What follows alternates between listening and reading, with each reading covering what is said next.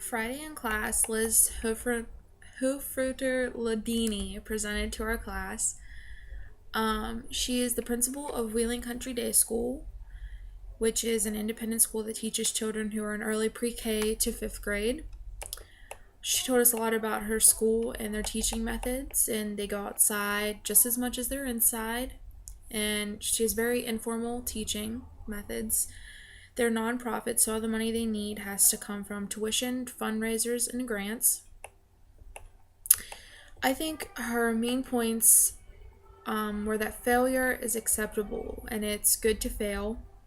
You just have to get back up and try again. She also showed us that even if we have an idea and it's a bad idea, it's still an idea, and that's one step closer.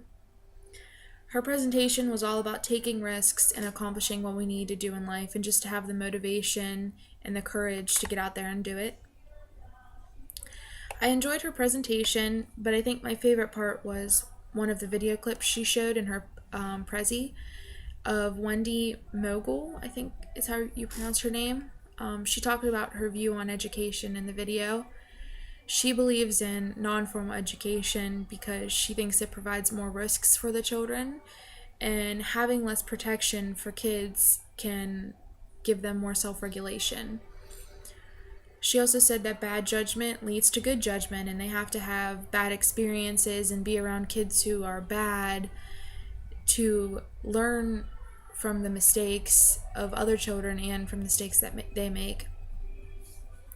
I also thought that the game that Liz had us play was very interesting, and I liked the story of the Catholic school and how they used the same method to open up an ice rink and then a soccer field because they thought they were going to have to shut down. I thought her presentation, it had good structure, but I thought it was a little jumpy at times. She would briefly talk about one thing and then hop to the next. But overall, I thought it was really well, and I like that she had a presentation that had, key points on it and that went along with her talk.